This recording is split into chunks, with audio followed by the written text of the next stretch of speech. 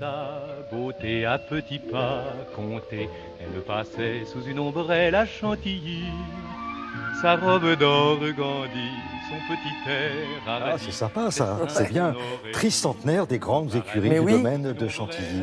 Voilà, on va fêter ça comme ça jusqu'au mois de septembre, hein, Oui, c'est oui, ça, hein. absolument. Oui, jusqu'au jour J, 21 et 22 septembre, pour fêter ce tricentenaire. Ça fait quelques bougies à souffler pour ce lieu qui est vraiment particulier. Il a été imaginé par le petit-fils de Louis XIV, Louis-Henri de Bourbon, qui avait dû hériter de son grand-père son audace architecturale, parce qu'il a vraiment imaginé, de manière assez visionnaire d'ailleurs, des écuries qui sont un véritable palais pour les chevaux. C'est pas simplement le truc à côté du château. Non, d'ailleurs, c'est assez éloigné du château de Chantilly, qui est lui-même magnifique. Et ces écuries, c'est absolument incroyable. Un dôme de 28 mètres de haut qui accueille des spectacles équestres. Et là, les 7 cavalières, parce que c'est un hasard, mais elles sont 7 femmes à faire vivre au quotidien ces écuries, les 20 chevaux, les ânes, les poneys qui constituent toute cette jolie bande sur scène aussi. Eh bien, elles ont imaginé un fabuleux spectacle pour retracer justement toutes les époques traversées par ces écuries, toute leur histoire. Et c'est tous les mercredis, jeudis, samedis et dimanches à 14h30. En coulisses, moi, je vous propose de découvrir tous les trésors de savoir-faire et de douceur et d'intelligence, et pour apporter aux soins de ces animaux qui sont comme des coques en pâte.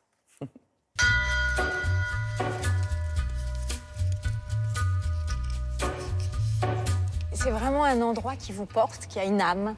Et quand on y travaille, toutes les personnes qui y travaillent sont vraiment happées par le lieu, qui vous prend et qui vous donne envie, qui vous donne des ailes. Il faut 3 ans pour mettre un cheval en spectacle, donc il y a tout ce travail de mise en confiance. Et ça commence dès 8h du matin, où on va brosser les chevaux. On peut paraître des princesses sur nos chevaux, mais non, il y a un vrai travail de complicité à développer avec l'animal.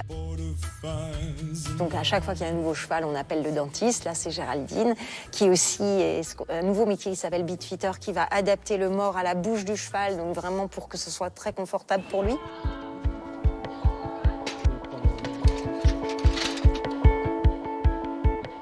On va observer si on n'a pas de lésions sur les barres du cheval. Par exemple, si on a un mors qui n'est pas bien adapté. Donc on va aller observer dans la bouche. On va regarder. C'est bien. Toutes les 6 semaines, on a Roger, le maréchal ferrant, qui vient s'occuper de nos chevaux. C'est important de les ferrer régulièrement. Ça leur évite de forcer sur les tendons ou quoi que ce soit, qui aient les pieds trop longs.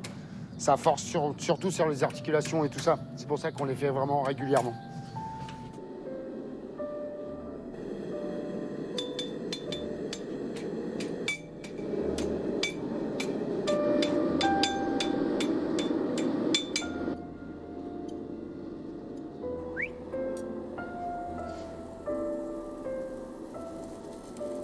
Pour la scène, il va falloir qu'il soit assez sportif et surtout, on va travailler beaucoup sa musculation parce que s'il n'a pas une bonne musculation, ce sont les articulations qui prennent.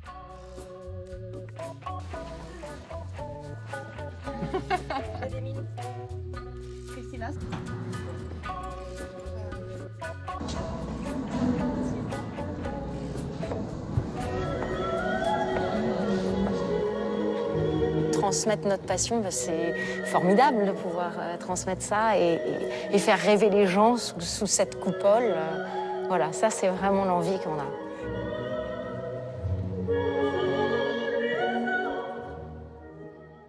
Bon, à mon avis, il va y avoir du monde, hein. Il va y avoir du monde. Au 22 oui. août, hein, c'est ça? Oui, oui, jusqu'au 22 août. Et donc, pardon, je crois que je me suis trompée. C'est les mercredis, jeudis, samedi et dimanche à 14h30. Et à 16h30, il y a aussi une présentation où vous pourrez tout comprendre du dressage de la haute école à la française. Le piafé, je crois que j'ai une spécialiste à ma gauche. Le piafé, le pas espagnol n'auront plus de secret pour vous. Foncez à Chantilly, c'est beau.